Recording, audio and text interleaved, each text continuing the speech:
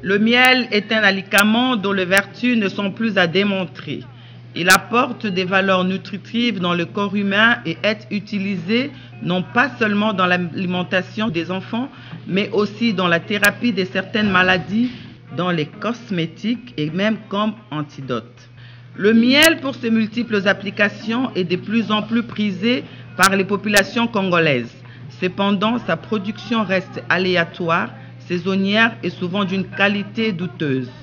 En initiant un programme d'appui aux petites et moyennes entreprises du secteur agroalimentaire de la République démocratique du Congo, le ministère de l'Agriculture et Développement rural, représenté par le Service national de vulgarisation SNV en sigle, encourage la promotion et la consommation des produits bio de nos terroirs.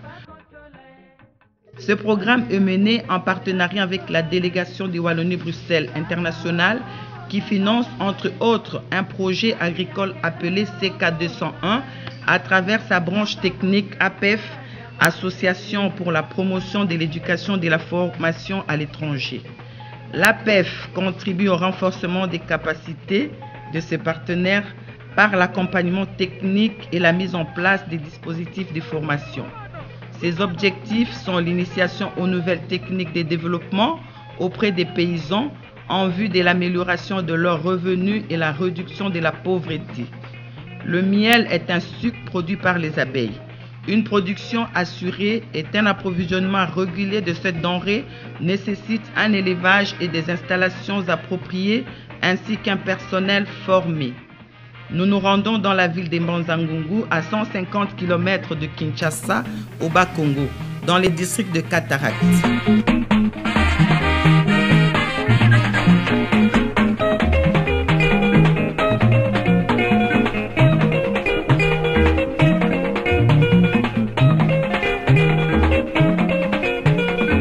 C'est là qu'est installé le projet CK201, apiculture ou la culture des abeilles. Mbanza-Ngungu abrite les sites de production et de commercialisation du miel. Ici, les éleveurs sont regroupés en associations formant une coopérative ou plateforme appelée PLAC, plateforme des apiculteurs des cataractes. Ici où nous sommes, c'est le bureau administratif de notre structure. Notre plateforme avait été créée en 2010. La plateforme regroupe 10 associations avec 600 membres. Nous sommes bien structurés, nous avons un comité directeur, nous avons une commission de contrôle et nous avons les associations. Ces apiculteurs sont encadrés par la PEF qui finance et dispense différents modules de formation en technique d'organisation, de production et de gestion. La PEF pourvoit aussi au matériel et équipements indispensables à l'activité apicole.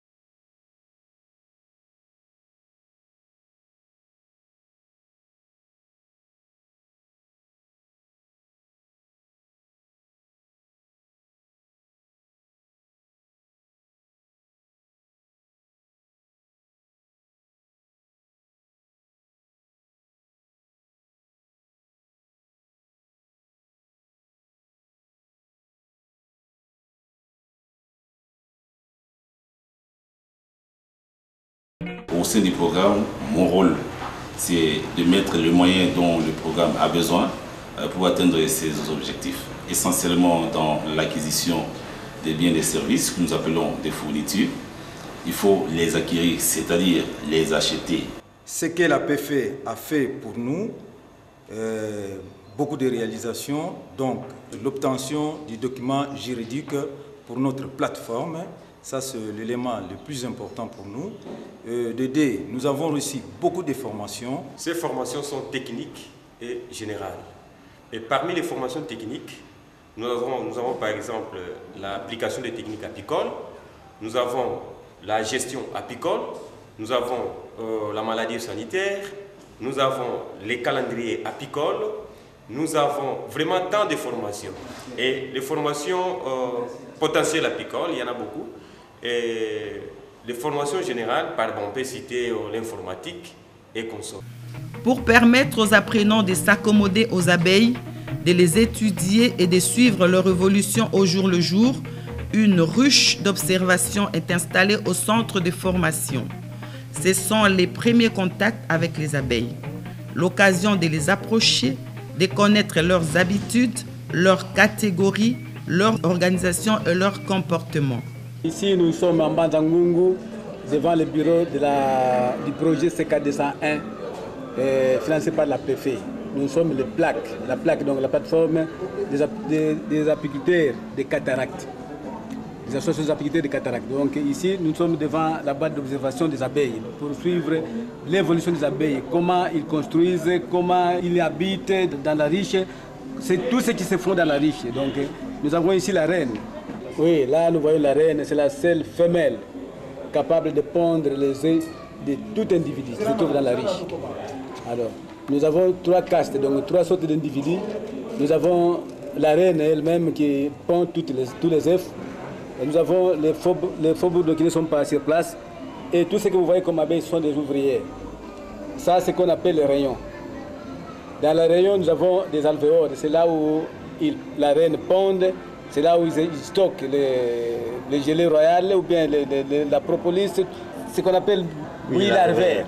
C'est là où, dans ce trou-là, qu'ils stockent leur nourriture. Pain de pollen. Qu'on appelle pain de pollen. Oui, nous avons la reine, là au milieu.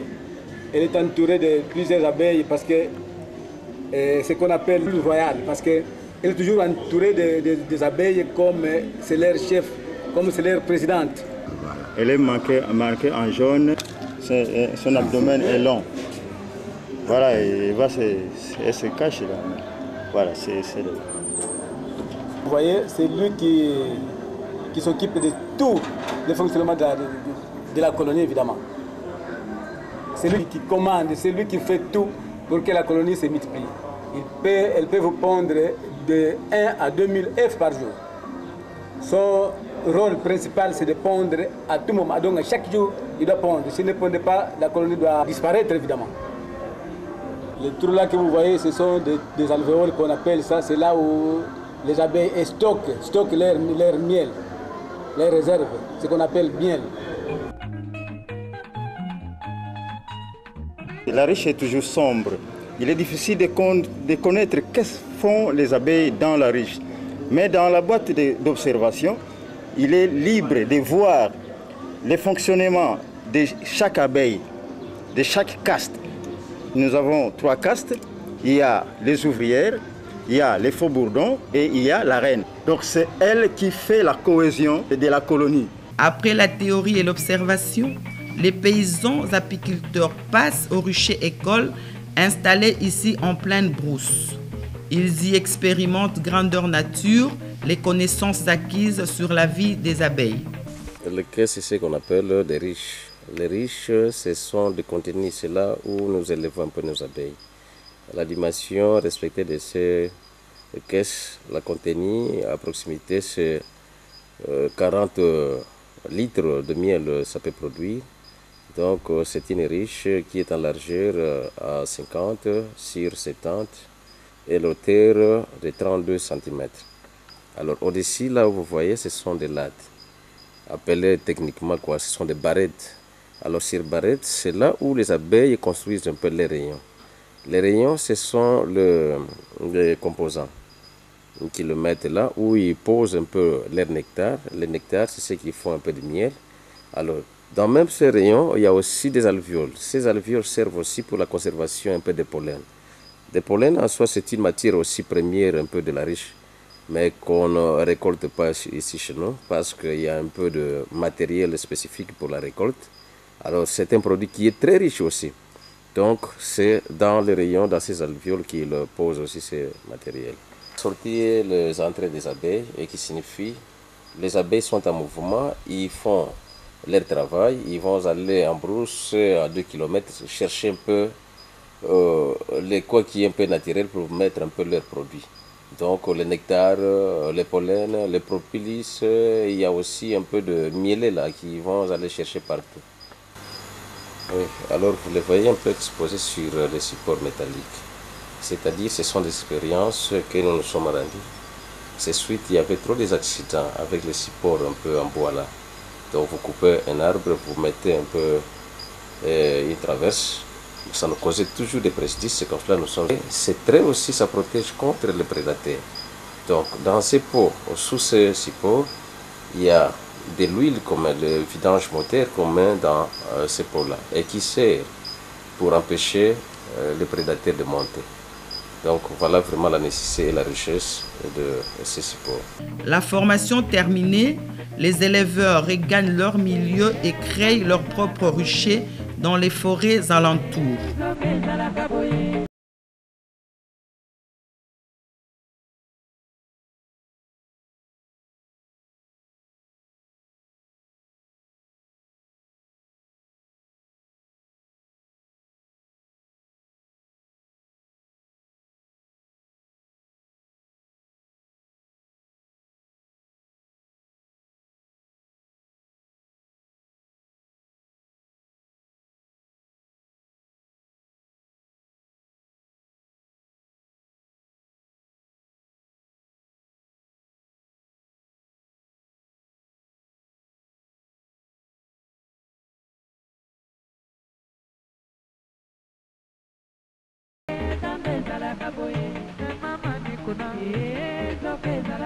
Ici, à Boko, un apiculteur nous explique l'expérience de son village.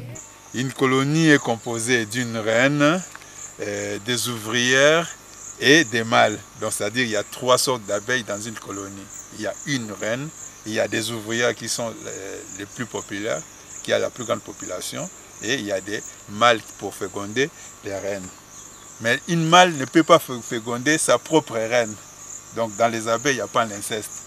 Les mâles fécondent la reine d'une autre colonie. Il ne peut pas féconder sa mère. C'est comme les hommes. C'est ça. Donc les ouvrières, ce sont eux qui sont au travail et qui sont à la cour de la reine. Ils soignent la reine, ils nourrissent la reine et ils apportent du miel. Ce sont eux qui font le miel que nous consommons. Et le miel en soi, c'est un aliment qui appartient aux abeilles. Donc nous sommes des voleurs, nous venons voler l'aliment qui appartient à l'abeille. C'est un aliment qu'ils mettent en réserve et qu'ils doivent utiliser en cas de disette. Donc nous venons voler ce qui leur appartient. La durée de vie de l'abeille, l'ouvrière a au moins 45 jours de vie. La reine en soi a au moins 4 ans de vie. Mais l'ouvrière, comme elle travaille beaucoup, il y a des intempéries. Mais elle peut atteindre 45 jours, mais au-delà des 45 jours, elle doit mourir. Oui, voici l'organisation de notre richer. Il y a des avenues et il y a des ruelles. Il y a des grandes avenues et il y a des ruelles. Donc ça, c'est une ruelle de sauvetage. Si vous êtes attaqué par l'abeille, c'est par ces voies que vous pouvez vous sortir. Alors ça, c'est une voie principale. Et cette voie a au moins 7 riches en soi. Il y a des voies secondaires aussi. Et il y a des voies de sauvetage, comme je venais de le dire. Et ici, c'est une voie de sauvetage. C'est par ici que vous pouvez fuir si vous êtes attaqué par les abeilles. Oui, notre richer ici a au moins 45 riches habités. Et ça, c'est une ruche que vous voyez en face de nous, elle est habitée. Nous protégeons les forêts, nous reboisons, parce que l'abeille a besoin des forêts. Nous devons protéger et mettre des essences mellifères pour que l'abeille ait à manger à côté de lui. À la différence des chasseurs de miel qu'ils étaient auparavant, les apiculteurs sont aujourd'hui des protecteurs de l'environnement comprenant du coup l'importance de l'arbre dans leur travail. Ils ne coupent plus les arbres et ne brûlent plus les forêts. L'apiculture exige la conservation de la nature, la préservation des essences et de la biodiversité. C'est l'équilibre des écosystèmes. L'homme protège l'arbre qui donne son pollen et son nectar à l'abeille, qui à son tour donne son miel à l'homme. C'est un cycle qu'il ne faut pas rompre. L'abeille est multiflorale, car se nourrit des différents arbres et chaque miel reflète la couleur et le parfum de la fleur dont se nourrit la colonie. Pour une modernisation et une productivité maximale, une raffinerie est installée. On y trouve aussi des bureaux, des salles d'atelier, un dépôt, un magasin de matériel moderne apicole et un dépôt pour la conservation de produits. L'application de nouvelles techniques a des répercussions heureuses sur la production des éleveurs. Je m'appelle Kokampomolo André, je suis le président de la plateforme appelée PLAC. Avant, cette année, il y avait la production vraiment qui était un peu moindre. Donc ça nageait aux 10 tonnes et 12 tonnes. Mais cette année, avec l'apport de la PFE qui est venu nous soutenir, il y a eu une vraiment production, une grande production cette année. Nous avons produit 34 tonnes 700 kg. La production des paysans est vendue par eux-mêmes et l'excédent acheté par la plateforme, c'est-à-dire la coopérative qui la commercialise sous son label en différents conditionnements. Ça, c'est le miel destiné à la vente. Il y a des différents emballages. Il y a ici le 250 mg. Ici, c'est 500 mg, cet emballage ici. Nous avons l'emballage de 1 litre. Nous avons en dernier ce bidon de 5 litres de miel. Un guichet et deux points de vente permettent l'approvisionnement de la population. Les éleveurs parlent de leur pouvoir économique, de leurs souhaits et perspectives. Après l'amélioration sociale, il y a aussi le domaine d'environnement. Nous avons remarqué aux années antérieures que l'environnement était devenu vraiment un piste de déboisement. Donc tout le monde venait chercher l'argent avec la braise. Maintenant, cette fois, avec la formation de la PFE et que tout le monde est impliqué dans la chose, l'élevage a fait qu'un apiculteur puisse vraiment préserver l'environnement. Donc par là, il fait le reboisement, il fait aussi la protection de l'abeille, parce que les abeilles, au départ, c'était vraiment la chasse, et on les brûlait par le feu. Maintenant, chaque apiculteur fait faire quelque chose sur l'élevage. Donc il prend la riche, il va le mettre, et puis il va protéger un peu les abeilles. Donc l'environnement, elle est aussi très améliorée à travers ces domaines de l'apiculture. Nous avons choisi l'apiculture qui est l'élevage des abeilles. Parce que d'abord, c'est une activité qui ne demande pas beaucoup d'efforts. Ça épargne la vieillesse, ça conserve l'environnement et l'écosystème. Avec cette activité, ça nous rapporte un peu des revenus. Pourquoi? Parce que auparavant, nous étions des chasseurs de miel. On abattait des arbres pour avoir le miel. Mais aujourd'hui, nous sommes en train d'élever ces abeilles dans nos ruches. Et au temps voulu, suivant les calendriers apicoles, nous avons toujours du miel en permanence. Nous avons dans notre stock, toujours il n'y a pas de rupture. Cet élevage nous aide à scolariser nos enfants, à traiter les problèmes sociaux que nous avons. Grâce à cet élevage, nous avons évolué. Notre condition de vie a fortement évolué. C'est grâce à la PFE. Il nous a envoyé un bon technicien qui est M. Fabien Van Hoek. C'est un coopérant belge qui nous a formés. Parce qu'il reste beaucoup de choses à faire. Nous avons commencé certains cours qui n'ont pas pris fin. Nous avons donné nos préoccupations par rapport aux transformations. Parce que nous voulons transformer le miel en quelque chose tel que l'hydromel, qui est une boisson. Nous voulons transformer la cire en bougies, fabriquer des bougies, parce que ça va aussi nous donner de l'argent. C'est pourquoi nous voulons que la PFE continue, mais en retenant notre technicien et le coopérant belge que nous avons, M. Fabien Van Hoek, qui nous donne ce genre de formation. Sinon, nous perdons. Nous avons encore besoin de l'appui de la PFE. Nous arriverons au terme de nous aussi former les autres, et propager les messages, vulgariser l'apiculture en bonne et due forme. Pour couvrir les besoins alimentaires de plus en plus grandissants et diversifiés de la population, des petites unités de production locale de type PLAC se révèlent des moteurs de développement, des créateurs d'emplois et garants d'une autosuffisance alimentaire saine et sécurisée. Ce genre de partenariat basé sur le transfert des connaissances est une réponse idéale à l'autoprise en charge et à la promotion intégrale des communautés.